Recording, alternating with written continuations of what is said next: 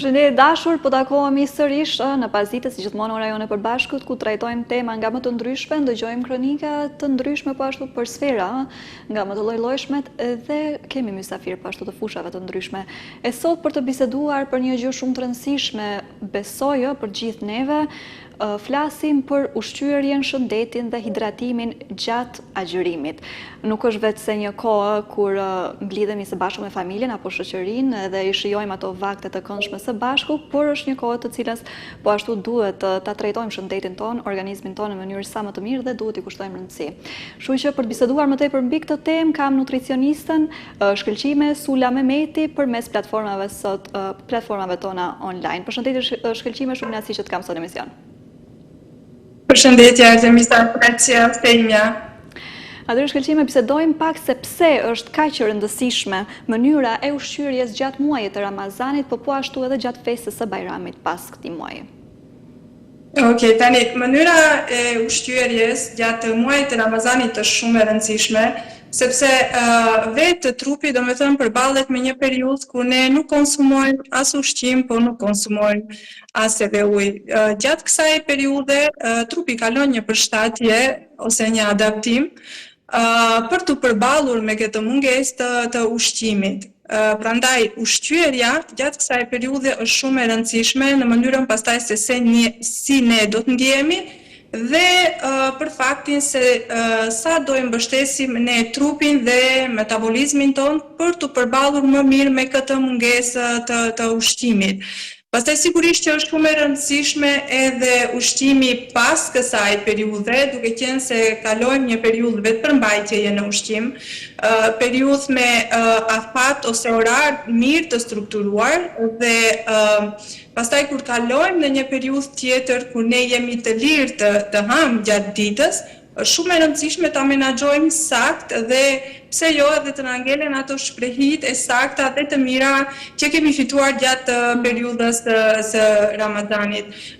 Do thoya që gjithë kjo periudhë, në këtë periudhë ushqyerja duhet të jetë patjetër e balancuar që ne të mbështesim trupin ton dhe që agjërimi në fakt të jetë shërim.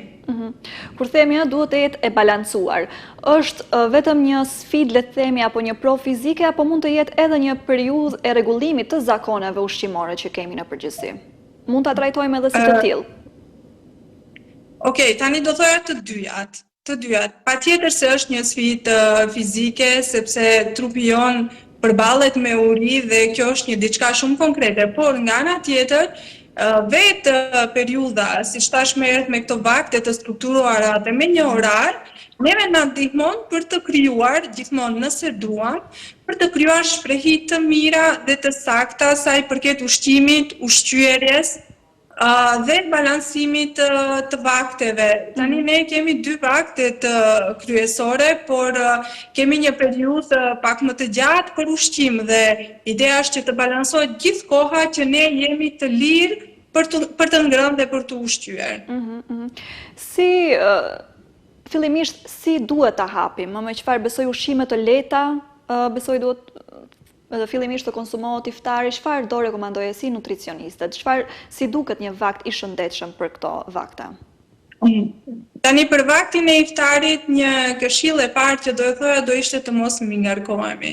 Të mos mingarkohemi dhe patjetër duhet të jetë një vakt i mirë balansuar dhe i strukturuar, por të mos shkaktojë mingarkesë për ne. Si do të dukeshte? Sigurisht që do ta filloni me atë shprehin që kemi me ujë dhe hurmë dhe kjo është më e mira. Pastaj nëse kemi realizuar ose kemi bërë një lloj disipline vetë ne që të bëjmë një lloj pauze, do të ishte shumë mirë, por edhe nëse jo, do të rekomandoj të vazhdohet me supë perimesh, në kuptim që edhe të rehidratohemi, edhe trupi të marrë atë sinjalin se është duke ngrënë ushqim, dhe pastaj të kalojmë te pjata kryesore, në të cilën rekomandoj patjetër të kemi burime proteinash cilësore, karbohidrate komplekse, yndyrra të shëndetshme dhe këtu do shtoja shumë perime. Dhe mos harrojmë, domethënë për vaktin e iftarit, çfarë është e rëndësishme edhe hidratimi. Konsumimi i ngadalt i ujit që të mos shkaktojmë ngarkesë, sidomos në sistemin e tretjes. Sa nga ne faktikisht e mendojmë pjesën e hidratimit edhe i kushtojmë rëndësi, sepse është shumë e rëndësishme, sidomos kur kemi për të agjëruar edhe ditën e ashme, besoj çfarë duhet kemi parasysh tek hidratimi dhe funksionon apo na ndihmon vetëm uji në këtë rast, apo kemi ndonjë ushqim që ndoshta në mënyrë indirekte ndihmon apo ndonjë pije të llojit tjetër? Kështu e fillove shumë mirë, do me thënë veç për faktin që ne jemi të uritur gjatë gjithë ditës, do me thënë është një orar i caktuar që ne kemi mungesë uji dhe ushqimi, kur vjen ai momenti i të ngrënit, shumica harrojmë ujin, me idenë të ham ushqim ose për të plotësuar një dëshirë që kemi patur gjatë ditës. Dhe do thoya kjo është një nga ata gabimet. Ne kemi patjetër të hidratohemi krahas ushqimit të shëndetshëm. Kur flitet, do me thënë, përveç se ujit, atë që e thatë edhe ju, patjetër që ka ushqime që kanë në përbërje sasi të lartë të ujit dhe të cilat patjetër neve na ndihmojnë të rehidratohemi më shpejt. Prandaj edhe më herët përmenda që ne nuk duhet t'i harrojmë frutat dhe perimet, sallatat e ndryshme në kuptim që ne të marrim ujë edhe nga ato, jo vetëm si ujë në gotë ose ujë i lëngshëm. Kështu që krahas vakteve të balansuara në iftar, patjetër që do të rekomandoja një hidratim të mirë, hidratim të ngadalt, dhe realisht është një periudhë që ne jemi të lirë për ushqim dhe nuk është periudhë shumë e shkurtër. Nëse ne e realizojmë, do me thënë, hidratimin në mënyrën e duhur, ngadalt dhe të qëndrueshme, ne mund të arrijmë sasin e caktuar ose të përmbushim nevojat tona ditore për ujë, që do të rekomandoja një minimumi 8 gota në periudhën që ne jemi të lirë për ushqim, dhe krahas të hidratimit, siç e përmenda, kemi edhe ushqimet me përbërje të lartë të ujit, pastaj hidratohemi edhe nga supat e ndryshme, dhe si përfundim të jemi të hidratuar dhe të mund të fillojmë ditën tjetër të agjërimit, sepse realisht është një periudhë 30 ditore dhe na duhet faktikisht menaxhim i saktë që gjithë këtë periudhë ne të ndihemi mirë dhe të mund të agjërojmë, në fakt të vazhdojmë agjërimin. Po pije të ëmbla apo të tilla lëngje që shpesh njerëzve ju shijojnë ndoshta pak më tepër fatkeqësisht se sa uji, janë zëvendësim i ujit apo i suprave dhe gjërave të tjera, i frutave, perimeve, kur jemi tek hidratimi apo jo? Jo, lëngjet e frutave nuk zavendësojnë ujin, sidomos kur flasim për ato lëngjet e gatshme që realisht nuk do i rekomandoja fare të konsumohen, jo vetëm gjatë periudhës së agjërimit, por në përgjithësi shkaku i përbërjes së tyre. Domethënë, askush nuk e zavendëson ujin. Dhe realisht ato lëngje nuk i zavendësojnë, siç thatë edhe ju, as frutat, as perimet, as edhe supat e ndryshme, kështu që nuk i rekomandoj fare. Çfarë besoj me këto këshilla, para shumë shpresoj të paktën që shumë do kenë më parasysh hidratimin, po gjithsesi si mund ta kuptojmë që nuk jemi të hidratuar mjaftueshëm, kur vije edhe koha e syfyrit edhe tashmë po përmbyllet të themi koha e vakteve për të filluar ditën e ardhshme. Tani si ta kuptojmë? E para njerë gjatë posë së agjërimit, ne do të ndjejmë një etje të fortë dhe kjo është një nga shenjat që ne nuk jemi hidratuar siç duhet gjatë kohës kur e kemi të lejuar. Pastaj kemi edhe shenja tjera, është ajo shenja e lodhjes ose një lloj dobësie gjatë ditës. Pastaj jo qëndrueshmëri edhe në energjinë tonë. Të gjitha këto do të ishin shenjat e një, do thoja, jo hidratimi të duhur. Pastaj kemi edhe shenja tjera, sasi shumë të ulët urinimi ose ngjyrë shumë të errët në urinë, këto do të ishin si ato shenjat klinike të thoja. Por realisht trupi do ta ndjej hidratimin jo të saktë dhe jo të mirë. Thash edhe një herë dhe po përsëritem, domethënë etja e fortë gjatë ditës neve na tregon si shenjë se ne nuk pas kemi pirë ujë aq sa duhet kohën kur ne e kemi të lirë. Prandaj kjo shenjë neve duhet të na mësoj që ditën tjetër faktikisht të hidratohemi më saktë, edhe me ujë, edhe nëpërmjet ushqimit. Kemi këshilla apo le të themi propozime për ushqyerjen në përgjithësi, flasim për kohën apo periudhën mes iftarit dhe syfyrit, domethënë kjo periudha, çfarë mund të marrim ne apo me çfarë mund të ushqehemi në mënyrë që të kemi sa më shumë energji ditën e ardhme. Edhe në përgjithësi, përveç hidratimit apo mos kujdesit ndaj hidratimit, çfarë gabime të tjera bëjmë ne në përgjithësi me ushqyerjen, ndoshta gabimet më të shpeshta gjatë muajit të Ramazanit? Do filloj me gabimet. Kështu, gabimet më të shpeshta do të ishin e para njërë anashkëllimi i syfyrit. Është një kohë, do të them e caktuar e syfyrit që ndoshta disa prej individëve nuk kanë edhe uri. Por realisht syfyri është ai që na jep energjinë gjatë ditës, na bën të jemi të qëndrueshëm gjatë ditës dhe të përballemi më mirë me urinë që kemi dhe me mungesën që kemi. Ky do të ishte gabimi i parë. Pastaj gabimi i dytë, mbi ngarkesa me ushqim gjatë iftarit, mbi ngrënia gjatë iftarit. Gabimi tjetër do të ishte, siç e përmendëm, hidratimi, mos hidratimi i duhur në këtë rast, dhe një nga gabimet tjera do të ishte edhe jashtë këtyre vakteve, do thojë 2 vakteve kryesore të agjerimit, jashtë këtyre ne kemi një kohë të lirë në të cilën disa individ vazhdojnë dhe ushqejnë dhe këtu bëhen gabimet.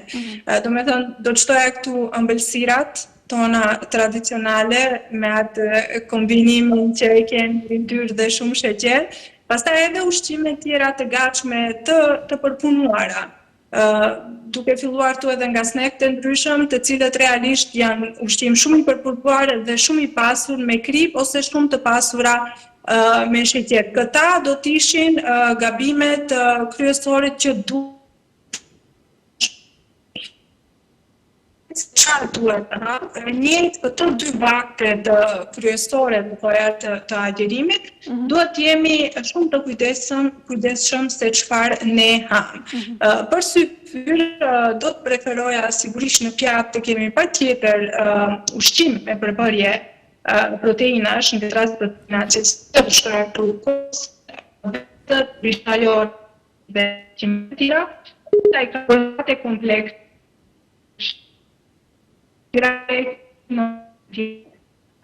sigurisht që e ngjyrë të shëndetshme nëpërmjet arrave dhe parave, arroreve dhe parave ose bakterinë në këtë rast, dhe hidratim shumë të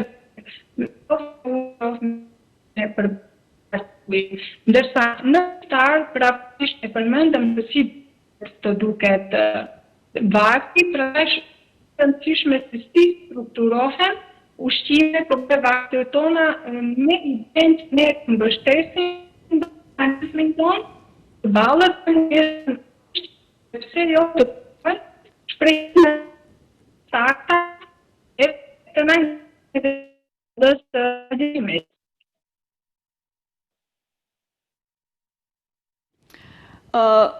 Na kërkojmë ndjesë, sepse siç duket kemi pak probleme teknike, gjithsesi ne do mundohemi të rilidhemi me nutricionistën.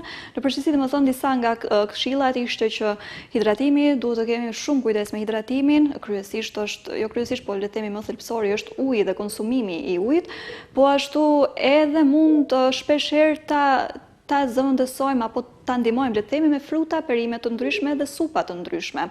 Lëngjet, si zakonisht, apo këto lëngjet artificiale mund të quajmë kështu apo të ëmbla, nuk rekomandohen në përgjithësi dhe po ashtu nga vaktet, përveç një iftari të lehtë, të paktën duhet të hapet fillimisht lehtë, syfyri nuk duhet të anashkalohet as pak. Besoj që jemi tashmë okay, besoj që tashmë jemi okay, po ndëgjohemi sërish, unë para shumë vetëm e bëra një përmbledhje të shkurtër për t'u rifreskuar kujtesën të gjithë shikuesve.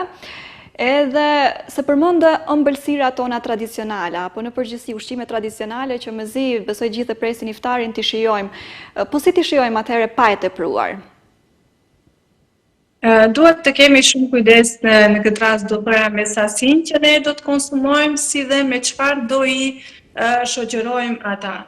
Ushqimet tradicionale janë pjesë e jona, edhe nëse do të thoja që nuk i rekomandoj, mendoj që përsëri do të konsumonim nga ata, prandaj do të rekomandoja të kemi kujdes me sasinë, varësisht nga qëllimi që kemi ne të arrijmë gjatë muajit të Ramazanit, por sigurisht të kemi kujdes me sasinë dhe me çfarë i shoqërojmë. Në këtë rast, me çfarë i shoqërojmë do të thoya ushqimi tjetër shoqërues të jetë sa më i shëndetshëm. Në këtë kuptim, do me thënë pjata tjetër të jetë totalisht e balansuar dhe shëndetshme dhe ushqimi tradicional, të marrë pjesë, por në sasi shumë të limituar dhe sigurisht nuk do e rekomandoja çdo natë, çdo iftar. Sepse edhe unë kam dëgjuar nga shumë persona, dua të kthehem pak tek syfyri dhe le të themi tek anashkalimi i tij. Është një nga gabimet siç e theke që bëjnë shumë persona, edhe shumë prej nesh edhe kemi ndëgjuar, nëse nuk kanë uri, çfarë do mund ata të konsumojnë, nëse të paktën le të themi çfarë do këshilloje që të paktën të konsumojnë diçka që ta kenë sa më të lehtë, ndoshta për trupin e tyre, për organizmin, por që edhe t'i mbajë gjatë ditës së ardhme. Tani ky gabim sigurisht që nuk duhet të bëhet, prandaj është edhe si vakt, syfyre kemi patjetër të konsumojmë, por për syfyr do me thënë që ne ta kemi atë ndjenjen e urisë dhe të mund të hamë syfyr, e bara është kthehemi që të mos ngarkohet iftarin. Në momentin që ne nuk e kemi ngarkuar iftarin, edhe në syfyr do të kemi një lloj dëshire për ushqim ose urje. Por në raste që ne edhe me ushqim të shëndetshëm do të thoya kemi kaluar në një mbingarkesë të stomakut në iftar, për syfyr do të sugjeroj ushqime shumë të lehta dhe një prej tyre është kosi, i cili faktikisht do na jepte energjinë e duhur, sigurisht i kombinuar me fara arrore, me tërshër do të rekomandoja, por nuk është një ushqim i rëndë që të na ngarkojë plus organizmin ton, por realisht të na japi energjinë për të filluar pastaj ditën dhe të funksionojmë siç kemi funksionuar edhe përpara agjërimit. Shkëlqij me këto këshilla në përgjithësi që po i ndëgjojmë dhe këto rekomandime, sepse varet para shumë disa nga ne ndoshta e kanë ditën më të rëndë se të tjerët, funksionojnë për të gjithë personat, qoftë ata që kanë punë më të rënda fizike apo edhe ata që kanë punë le të themi sedentare gjatë muajit të Ramazanit. Tani personat që kanë një aktivitet të shtuar fizik ose punë më të rëndë fizike, sigurisht që u duhet një sasi kalorish pak më e madhe dhe ushqim i përshtatur për ata, për të patur energjinë të qëndrueshme dhe realisht të mund të realizojnë punën që bëjnë. Ndërsa për persona që jetojnë një jetë sedentare dhe nuk lëvizin gjatë gjithë ditës, dhe këto do të rekomandoja të kenë kujdes në sasinë e kalorive dhe ushqimin që konsumojnë, sepse faktikisht ata nuk harxojnë energji dhe mund të vijë deri tek shtimi në peshë, në këtë rast shkaku i mos balansimit të vakteve dhe për këtë nuk mund të pajsohet faktikisht agjërimi ose Ramazani, sepse është shumë e rëndësishme se gjatë kësaj kohe se si ne ham. Prandaj kërkesat ditore për këto dy grupe janë të ndryshme, edhe jashtë Ramazanit, edhe gjatë kësaj periudhe të agjërimit, dhe duhet të përshtatet në bazë të kërkesave të tyre ditore për kalori dhe për nutrient, makro dhe mikronutrient. Dua të flasim pak mbi, le të themi, kalimin nga agjërimi tek regjimi normal i ushqyerjes dhe në përgjithësi si trup duhet të kemi të japim disa ditë kohë trupit për këtë tranzicion që do pësoj? Sigurisht që më e mira do të ishte që ne të japim kohë trupit, sepse kalon një periudhë agjërimi i Ramazanit, llogaritet agjërimi i thatë dhe kemi edhe mungesë të ushqimit, po edhe mungesë të ujit. Dhe tani të kalojmë nga kjo periudhë në një periudhë ku ne jemi të lirë të konsumojmë gjatë ditës, sigurisht që trupit i duhet një kohë për të përshtatur dhe ne e dallojmë që na duhet kohë për të përshtatur. Më e mira do të ishte që në periudhën ku ne fillojmë të ushqemi si përpara agjërimit, të kemi kujdes në vaktet tona dhe të kalojmë në një përshtatje të ngadaltë, duke shtuar vaktet gjatë ditës, por vakte të mirë balansuara, të mirë strukturuara dhe jo të ngarkuara, në kuptim që trupi këtë tranzicion ose këtë kalim nga një periudhë në një periudhë tjetër ta kaloj më mirë dhe të përshtatet ose të përballet më mirë me këtë kalir. Tani nëse ne gjatë periudhës kur kemi agjeruar, kemi krijuar shprehi të mira, do thoja që këto shprehi patjetër të vazhdojnë dhe të vazhdojë edhe ndërgjegjësimi ose vetëdijsimi i atyre personave në lidhje me ushqimin, cilësinë e ushqimit dhe vaktet që duhet të hanë. Në kuptim që nëse ne kemi arritur gjatë muajit të Ramazanit të përmirësojmë trupin për të mirë, ky përmirësim të vazhdoj edhe pas kësaj periudhe. Po si mund ta ruajmë këtë disiplinë, sepse shumë nga ne nuk jemi edhe aq të disiplinuar, sidomos tek ushqimi. Si mund ta ruajmë disiplinën? Kemi ndonjë, le të themi, këshill apo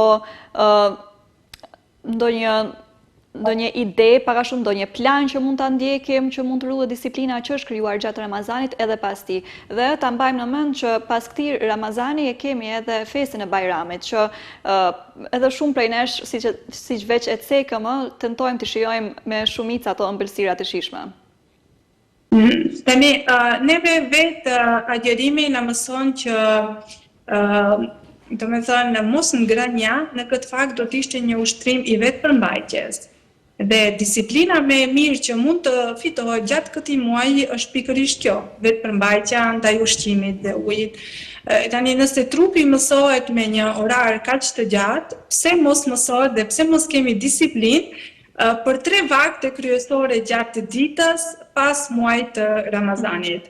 Do thotë të vazhdonte trupi me këtë vetë përmbajtje, sigurisht duke shtuar vaktet dhe duke i shtuar sakt ato gjatë ditës, por sigurisht të vazhdoj disiplina me vetëdijsim, me ndërgjegjësim dhe me një dëshirë për një përmirësim të vazhdueshëm të organizmit tonë, duke mbështetur kështu metabolizmin. Ndërsa sa i përket festave që pastaj na afrohen pas muajit të Ramazanit, tani në ato festa ne patjetër do të kemi ushqime tradicionale, do të kemi ato ëmbëlsirat dhe më duke e kod të them që nuk i rekomandoj fare, sepse edhe vetë do ja lejoj vetes të konsumoj një të tillë. Sigurisht që këtu më e rëndësishme do të ishte sasia e ëmbëlsirave dhe ushqimeve tradicionale që ne konsumojmë, duke mos dashur të ngarkojmë trupin, të shkaktojmë ato problemet me tretjen, në këtë rast fryerjen, ngarkesën, reflukse të ndryshme. Prandaj është shumë e rëndësishme sasia. Unë kuptoj që janë ato dëshirat dhe vetë ndjenja e festës, sikur ta shton atë dëshirën për ushqim, por nëse kemi për qëllim të përmirësojmë veten tonë, e kam fjalën në lidhje me ushqimin dhe të ushqyerit, ne kemi patjetër të reduktojmë sasinë e këtyre ëmbëlsirave që konsumojmë dhe pastaj ditët në vazhdim. Sigurisht të vazhdohet sa më shëndetshëm, duke ruajtur të gjithë disiplinën, vetëpërmbajtjen që e kemi fituar gjatë muajit të Ramazanit. Po e afrohemi fundit të bisedës, gjithsesi ndoshta dua dija pak shkurt, qoftë një mesazh apo këshilla shumë gjithëpërfshirëse për gjithë qoftë personat me punë të rënd fizike, ata me punë sedentare, ndoshta edhe për fëmijët apo ata më të rinj në moshë apo më në moshë të shtyrë, në përgjithësi diçka që do mund ta përmbledhim dhe ta kemi të gjithë vat në vesh. Do me thënë një këshill të përgjithshme. Hani shëndetshëm, nuk kemi rrugë tjetër. Do me thënë për të qenë ne të shëndetshëm, e kemi patjetër të ham shëndetshëm dhe realisht ushqimi është një nga faktorët e ndryshueshëm për sa i përket shëndetit tonë. Të ham shëndetshëm, çdo ditë të kujdesemi për ushqimin dhe patjetër të ndryshojmë për të mirë, në këtë rast mënyrën tonë të jetesës për të qenë të shëndetshëm. Unë falenderoj shumë që ke gjetur kohë dhe mundësi të tjerë me ne, vërtet shumë kënaqësi që të kisha në emision, një bisedë shumë e këndshme dhe e vlefshme. Falenderoj edhe një herë dhe uroj që ritakohemi sërish. Faleminderit juve, faleminderit shumë. E tash të dashur, pas në gjithë këtyre këshillave dhe mesazheve do ndjekim një kronikë që ka të bëjë po ashtu me shëndetin dhe ushqyerjen. Sot është dita botërore e obezitetit, se çfarë shkakton statistikat dhe le të themi rrezikshmërinë që i kanoset shëndetit nga kjo epidemi, nëse mund ta quajmë kështu, ndjekim në kronikën e vijim dhe rikthehemi sërish në studio.